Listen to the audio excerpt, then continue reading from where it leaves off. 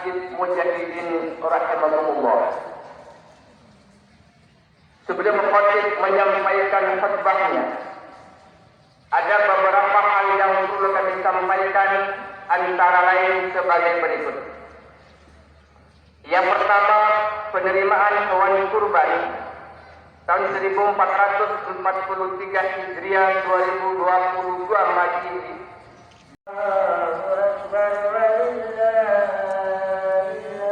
Lagi mohon perhatiannya kepada para jemaah yang masih di perjalanan. Dimohon untuk segera mempercepat langkah kakinya dan mengisi kelompok yang banyak berkelompok, baik yang dari arah utara maupun. Allahu Akbar.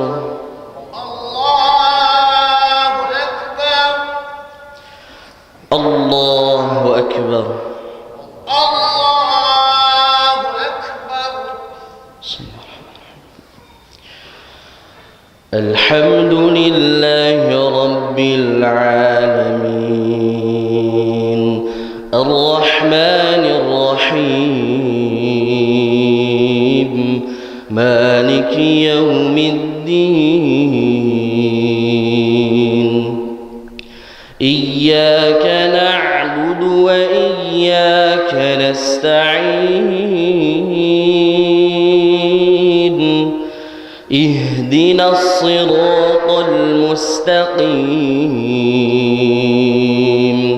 siratal ladzina an'amta 'alaihim ghairil maghdubi 'alaihim waladdallin.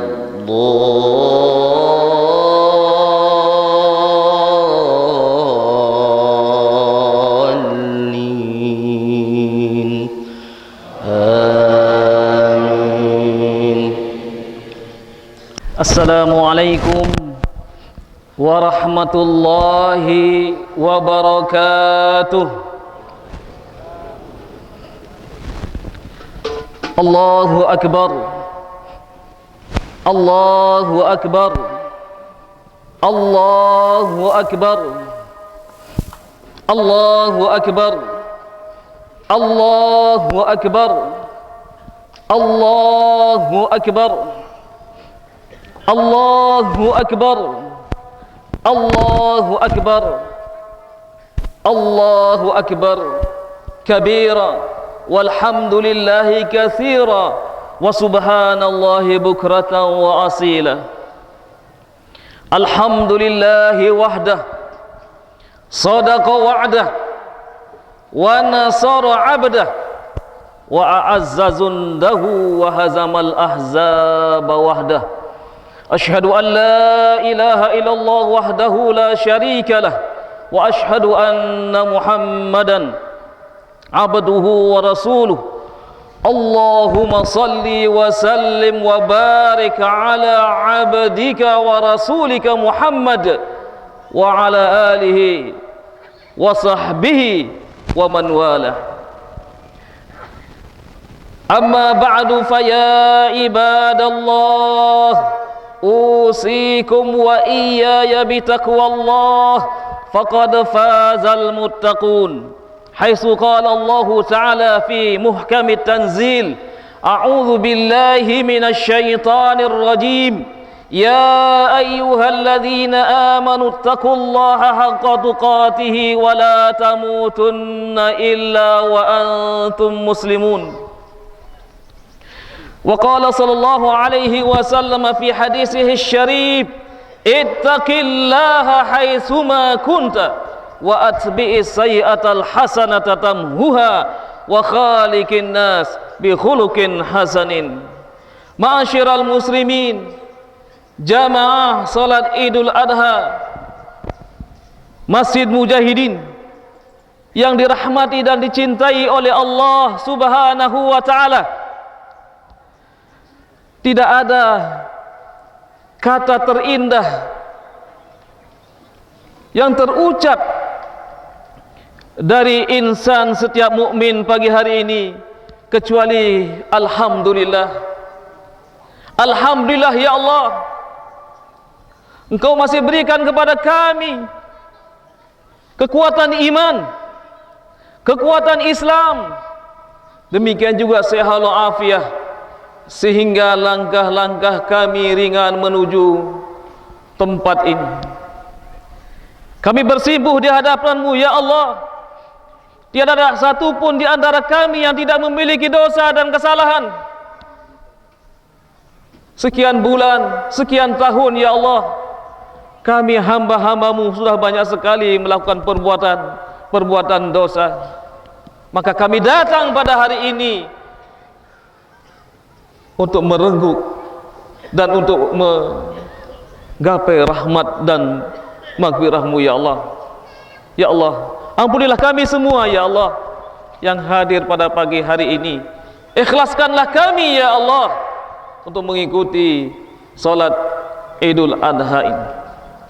Selawat dan salam semoga tetap tercurahkan kepada baginda Rasulullah sallallahu alaihi wasallam, alladzi qad addal amanah, yang telah menyampaikan amanah Allah Subhanahu wa taala, menyampaikan risalah Allah Subhanahu wa taala kepada seluruh umat manusia, sehingga pagi hari ini kita semua ditakdirkan bisa hadir di tempat ini karena perjuangan dari baginda Rasulullah sallallahu alaihi wasallam.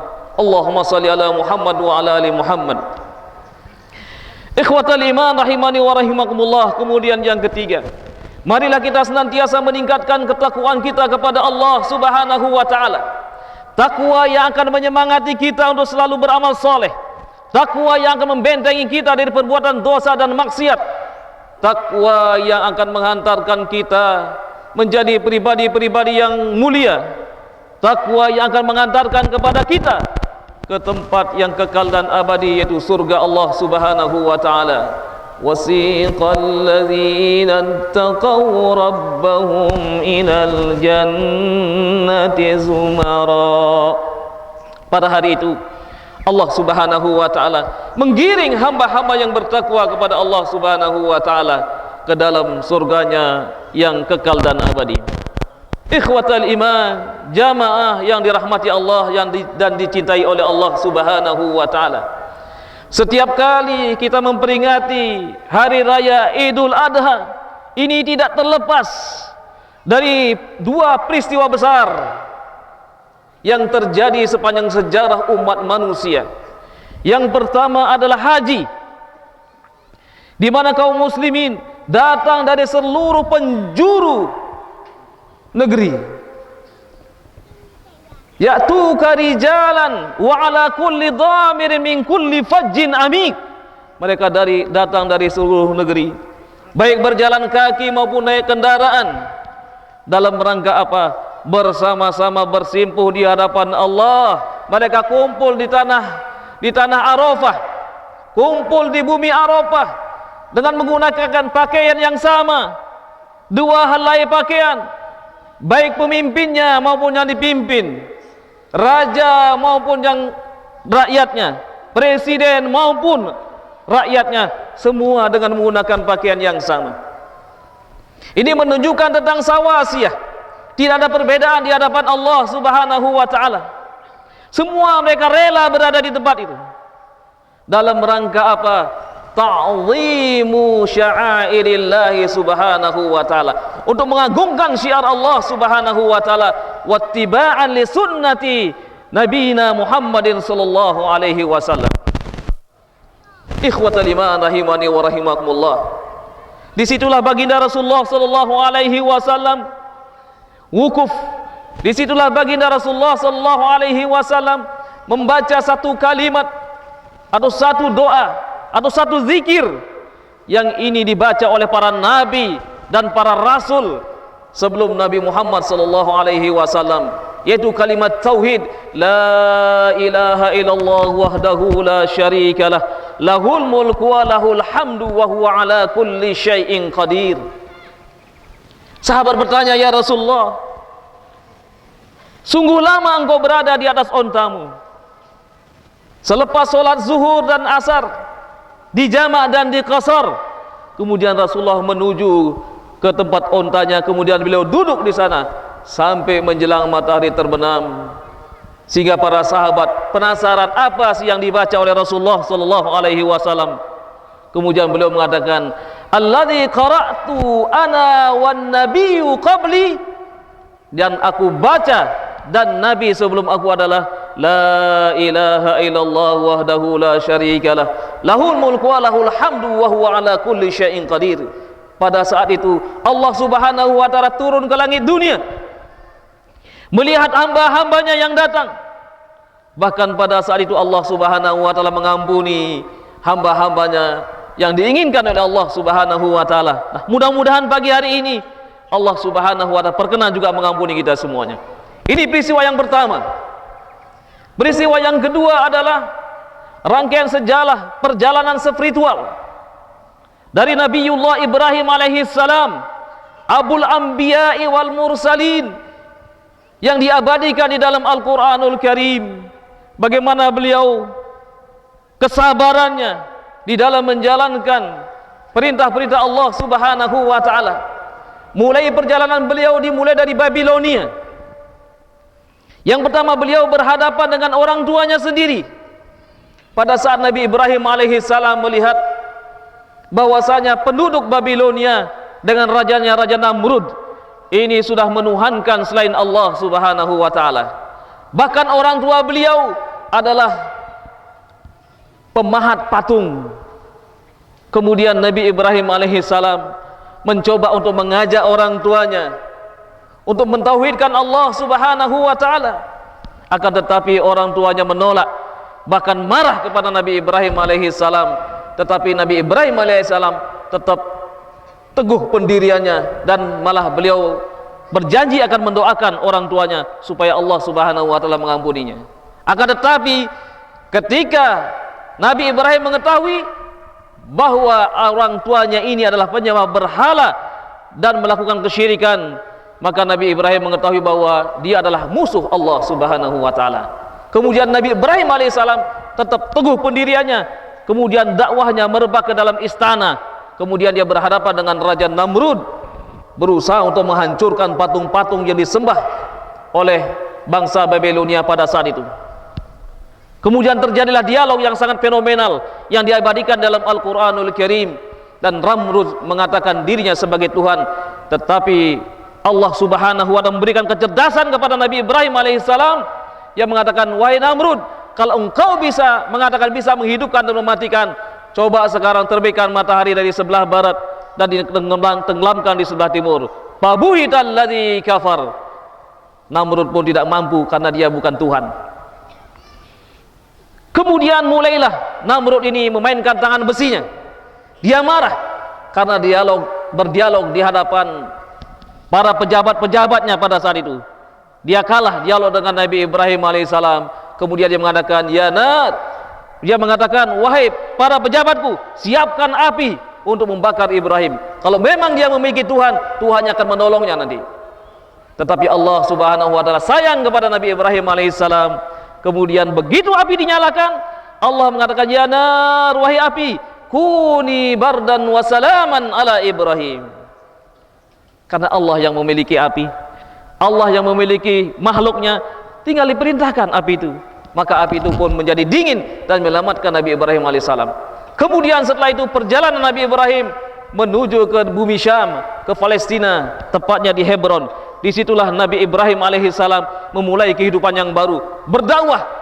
Tetapi Nabi Ibrahim mendapatkan ujian. Beliau sudah lama menikah, tetapi tidak diberikan keturunan oleh Allah Subhanahu wa taala. Beliau berdoa dan berdoa, doanya diabadikan. Rabbi habli minas salihin. Rabbi habli minas salihin. Ya Allah, anugerahkanlah kepada kami keturunan yang saleh. Tetapi Allah Subhanahu wa taala belum berkehendak untuk memberikan keturunan kepada Nabi Ibrahim lewat Siti Sarah. Kemudian beliau menikah dengan Siti Hajar. Nah, disinilah Allah Subhanahu wa taala memberikan keturunan yang pertama, yaitu Nabi Ismail alaihi salam. Kemudian setelah itu Nabi Ismail dan ibunya dibawa ke satu lembah, yang dimana lembah tersebut tidak ada pohon-pohonannya sama sekali. Barusan kita dengarkan ayatnya dibaca oleh imam kita ya, dalam surah Ibrahim. Rabbana inni askantu min dzurriyyati biwadin ghairi dzi zar'in inda baitikal muharram. Masya Allah. Ya Rabbana, wahai Rabb, wahai Tuhan kami, aku tinggalkan istriku dan anakku di lembah yang tidak berpohon sama sekali di dekat dengan rumahmu. Rabbana liyuqimus shalah, untuk supaya mereka bisa mendirikan salat. Faj'al af'idatan minan nasi tahwi ilaihim warzuqhum minan thamarati la'allahum yashkurun. Jadikanlah hati manusia cenderung kepadanya, dan anugerahkanlah rizki kepadanya, supaya mereka bisa bersyukur kepada Allah Subhanahu wa ta'ala. Begitu diletakkan di sana, dibuatkan kemah. Tugas Nabi Ibrahim hanya membawa istri dan anaknya, tidak untuk menemani di sana. Sehingga istrinya mengatakan, wahai suamiku, bang, kenapa engkau tinggalkan aku di tempat ini? Nabi Ibrahim tidak boleh menengok pada saat itu. Kemudian Siti Hajar mengatakan, apakah ini memang perintah Tuhanmu? Subhanallah. Apakah ini memang perintah Tuhanmu? Nabi Ibrahim hanya mengangguk pada saat itu. Kemudian beliau membacakan doa ini. Seketika itu perpisahan terjadi. Begitu Nabi Ibrahim alaihissalam mengangguk, Siti Hajar mengatakan, kalau ini memang perintah Tuhanmu wahai Ibrahim, dia tidak akan pernah menyia-nyiakan aku di tempat ini. Subhanallah. Tidak dapat kita menjumpai saat sekarang ini wanita setangguh itu dia, di tempat yang kering gerontang, tidak ada pohon-pohonannya, siangnya kepanasan, malamnya kedinginan itu, membawa bayi yang masih disusuinya gitu ya. Apakah ini memang perintah Tuhanmu wahai Ibrahim? Nabi Ibrahim mengangguk. Kalau ini memang perintah Tuhanmu, Allah tidak akan pernah menyia-nyiakan saya. Subhanallah. Adakah saat sekarang ini istri-istri kita, wanita-wanita soleha mengatakan seperti itu kepada suaminya gitu ya? Ketika suaminya bekerja di tempat yang jauh, kemudian pulang tidak membawa apa-apa, masihkah dia mengatakan seperti itu? Sabar wahai abangku, wahai masku, wahai suamiku. Ini rezeki kita pada hari ini. Masya Allah, luar biasa. Wanita yang tangguh ini, wanita yang solehah ini, nanti mampu mendidik seorang Ismail yang sangat luar biasa sekali. Kemudian setelah itu Nabi Ibrahim meninggalkan Siti Hajar bersama anaknya. Ketika pulang ke Palestina, Allah Subhanahu wa ta'ala datangkan malaikat-malaikat untuk mengabarkan bahwa Nabi Ibrahim akan mendapatkan keturunan dari Siti Sarah. Maka lahirlah Ishak, dan Ishak melahirkan Yakub, dan Yakub inilah disebut dengan Israel. Sehingga keturunan dari Nabi Yakub alaihissalam disebut Bani Israel. Lahirlah ribuan nabi dari kalangan Bani Israel. Mari kita kembali lagi, kita tengok bagaimana apa yang terjadi di tempat yang tandus dan kering tersebut. Nabi Ibrahim alaihissalam pun menengok istri dan anaknya yang kedua kali, yang pada saat ini sudah terjadi suatu peristiwa yang sangat luar biasa. Karena kesolehan daripada Siti Hajar ini, Allah Subhanahu wa ta'ala berikan satu nikmat yang luar biasa, yang sampai saat sekarang ini dapat kita nikmati. Ini bukan tanpa perjuangan. Ketika sudah mengering air susunya gitu ya, perbekalan sudah habis, naluri seorang ibu menginginkan bagaimana anaknya bisa selamat sekalipun dia tidak selamat. Berlari-larilah Siti Hajar menuju ke Bukit Sofa. Sampai di sana dia melihat air, lari lagi ke Bukit Marwah sampai 7 kali. Terhentilah suara tangis Ismail yang masih kecil saat itu. Subhanallah, ini perjuangan. Sekecil apapun ini, kita memerlukan perjuangan. Allah Subhanahu wa ta'ala ingin melihat hamba-hambanya. Sekalipun dia adalah wanita lemah, tapi Allah ingin melihat seberapa kuat perjuangannya dia. Demikian juga saudara-saudara kita pada saat sekarang ini, yang sebagian mereka tidak berangkat menunaikan ibadah haji gitu ya. Para pimpinannya sudah berjuang gitu ya. Berdoa dan berdoa, tetapi Allah Subhanahu wa ta'ala berkehendak lain. Allah belum mengizinkan kepada mereka untuk berangkat ke tanah suci ini. Allahu Akbar, Allahu Akbar, walillahil hamd. Nah, kemudian di balik perjuangan itu, di balik pengorbanan yang dilakukan oleh seorang wanita yang lemah ini dari sisi fisik, tetapi imannya membumbung ke langit dia. Sangat luar biasa sekali. Allah Subhanahu wa ta'ala anugerahkan kepada keluarga Nabi Ibrahim alaihi salam, yaitu sebuah air yang memancar yang dapat kita nikmati sampai saat sekarang ini, yang itu adalah pancarannya dari surga, yaitu air Zam-Zam. Ikhwatal iman rahimani wa rahimakumullah. Datanglah Nabi Ibrahim alaihi salam menengok putranya, menengok keluarganya. Pada saat itu Ismail sudah menginjak remaja. Falamma balagha ma'ahu sa'ya qala ya bunayya inni ara fil manami anni azbahuka fanzur madza tara. Subhanallah. Belum selesai melepas rindunya bertemu dengan keluarganya, khususnya kepada anaknya ini yang dirindukan sejak lama sekali. Kemudian lahirlah Ismail ini, kemudian sekarang remaja. Belum selesai melepas rindunya, datang mimpi. Wahai anakku, wahai nandaku, aku ini melihat menjembelihmu di dalam mimpi. Masya Allah. Datang ingin menyembelih anaknya, itu dalam mimpi lagi gitu ya. Nah, ini mimpi kita dengan mimpinya para nabi itu beda gitu ya. Jangan sampai kita nanti mimpi seperti itu kemudian kita mengatakan kepada anak kita, jangan. Mimpinya para nabi adalah wahyu. Nah, mari kita perhatikan apa jawaban dari Ismail. Poin pentingnya di sini. Begitu orang tuanya mengatakan seperti itu, bagaimana pendapat Ismail? Tanpa berpikir panjang, Ismail mengatakan, ya abatif alma tu'mar satajiduni insyaallahu minas sabirin. Wahai ayahandaku, lakukan saja.